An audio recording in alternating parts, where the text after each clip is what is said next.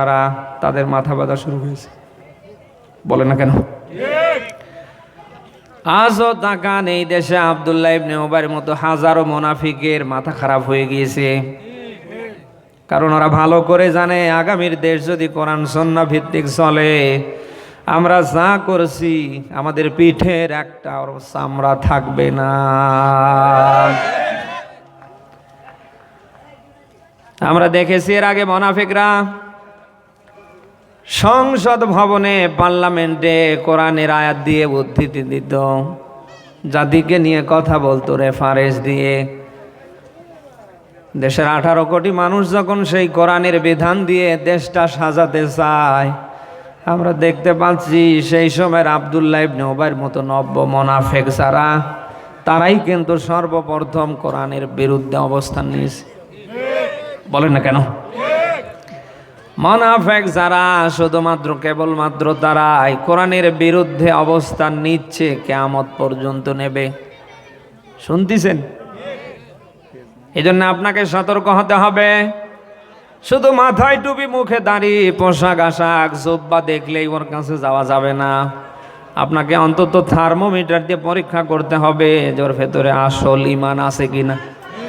কারণ এখন মুমিনকে মুনাফিককে বোঝার উপায় নেই। পোশাকে আশাকে ওপরে ফিটফাট, ভিতরে দেখবেন একেবারে তলে তলে সব সদরঘাট। ছোট্টবেলায় ব্যাঙ্গের বাচ্চা আর মাগুরের বাচ্চা আপনি এক জায়গায় নেবেন, বোঝার কোনো কায়দা নেই কোনটা ব্যাং আর কোনটা মাগুর। বলেন না কেন? ইউরিয়া সারের দানা একটা পিরিচে রাখবেন, আর হোমিওপ্যাথির কিছু বড়ি আর একটা পিরিচে রাখবেন।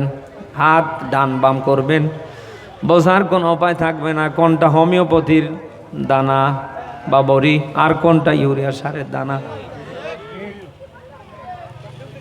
পোশাক আশাক দেখলে মনে হয় জান্নাত থেকে পালিয়ে এসেছে, ভেতরে ভেতরে যা করছে সব সেই সময় মুনাফিকদের হার মানিয়ে ফেলছে। এরকম মুনাফিক কি মুসলমানের নেতা হতে পারে? যারা বিশ্বাস করে না আগামীর দেশ কোরআন সুন্নাহ ভিত্তিক চললে শতভাগ মানুষ শান্তিতে থাকতে পারবে, শতভাগ অন্যায় দূর হবে, আল্লাহর বিধান দিয়ে আগামীতে দেশটা চললে বৈষম্য মুক্ত একটা দেশ আসবে। যারা এটা বিশ্বাস করে না এমন মানুষ আগামীর কোন মুসলমানের নেতা হতে পারে? বলেন। আপনি ওই মানুষটাকে নেতা মানতে পারেন যে মানুষটা নিজে আল্লাহর কোরআনকে শতভাগ বিশ্বাস করে, যে মানুষটা কোরআনের বিধান কায়েমের পক্ষে কাজ করে।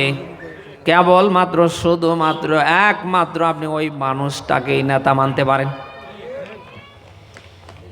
আপনি যদি হাবি জাবি মানুষকে নেতা মানেন, আপনার মন মতো মানুষের যদি আপনি নেতৃত্ব মানেন, যতই নামাজ পড়েন, রোজা রাখেন, হজ করেন, ওমরা করেন, যত বড় দাড়ি নিয়েই মরে যান না কেন, কিয়ামতের ময়দানে ওরাও সেখানে, আল্লাহ আপনাকেও গুঁতো দিয়ে দেবে ওখানে।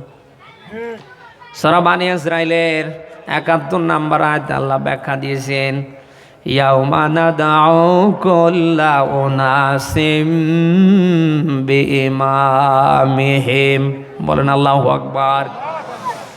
আল্লাহ বলেন কিয়ামতের ময়দান যেদিন কায়েম হবে, ওই দিন প্রত্যেকটা নেতাকে আল্লাহ ডাকবে তার দল বল সহকারে। আপনার নেতা যদি হয় ওই রকম মানুষ, ও নেতা তো জান্নাতুল ফেরদাউসে যাবে।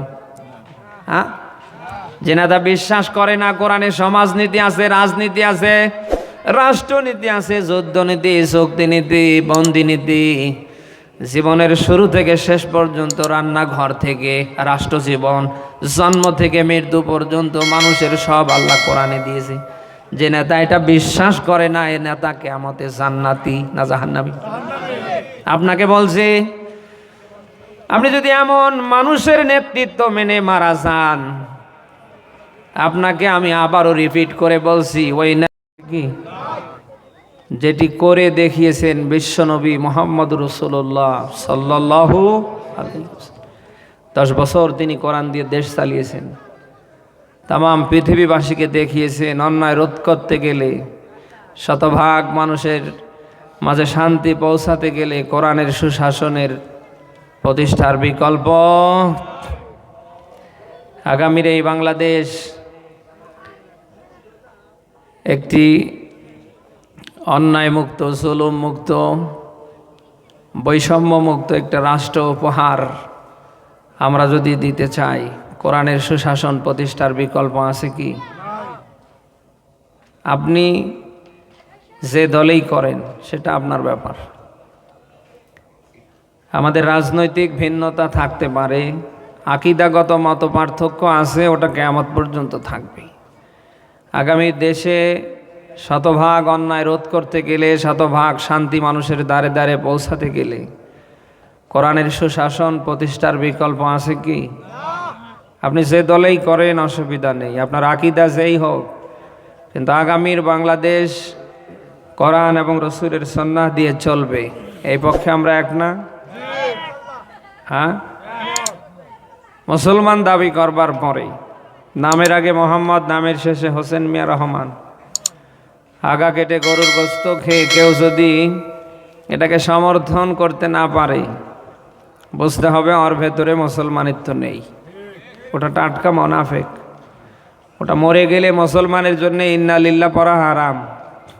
ওর কিসের গোসল, কিসের কাফন, কিসের জানাজা, কিসের 7 দিন 3 দিন 40 বছর কি? ওর জন্য অপশন দুইটা, হয় ওরে পানিতে ভাসাবেন, নতুবা আগুনে পড়াবেন। কথা কি আপনি শুনতেছেন? আল্লাহর বিধান দিয়ে, রসুলের সুন্নাহ দিয়ে দেশ চলবে, এই পক্ষে যদি কোনো মুসলমান সমর্থন করতে না পারে, আবারও রিপিট করে বলছি, ওর ভেতরে মুসলমানিত্ব নেই, ওটা টাটকা মুনাফিক। কোন মুসলমানের সন্তান আগামীর বাংলাদেশ কোরআন সুন্নাহ ভিত্তিক চলবে নিয়ে বাজে মন্তব্য করতে পারে? ইতিহাস হয়ে আছে মন্তব্য করতে, সেই সময় পেরেছিল যারা, এখন করছে যারা। ইতিহাস প্রমাণ করছে মুনাফিক যারা। বলেন না কেন? মুনাফিকরা ছাড়া কেউ এর বিরোধিতা করতে পারে না, পারবে না। কারণ মুনাফিকরা ভালো করে জানে, আল্লাহর বিধান দিয়ে যদি দেশ চলে, সমাজ চলে, রাষ্ট্র চলে, আমরা যা করছি আমাদের পিঠের একটা চামড়াও থাকবে না। বলেন না কেন? না, এরকম মুনাফিক যদিও আমাদের দেশে নেই, সব ইন্ডিয়ায় আছে। হ্যাঁ, নামাজ পড়ছে কোরআনের তেলাওয়াত দিয়ে, মামুরি গেলে কোরআন তেলাওয়াতের মধ্য দিয়ে দোয়া হচ্ছে। সংসারে, দোকানে, বিভিন্ন জায়গায় বরকতের জন্য হুজুর ডেকে নিয়ে এসে কোরআন তেলাওয়াত করে নিয়েছে, তাতে কোনো সমস্যা নেই। কোরআনের সমাজ রাষ্ট্র গঠনের কথা বললেই তখন ওর সমস্যা। এটা টাটকা মুনাফিক। ওই সময় বিশ্বনবী মুহাম্মদুর রাসূলুল্লাহর পেছনে কোরআনের তেলাওয়াতের মধ্য দিয়ে সাহাবীরা নামাজ আদায় করতেন, তাতে কোনো সাহাবীর মাথা ব্যথা ছিল না, কারোর কোনো সমস্যা ছিল না।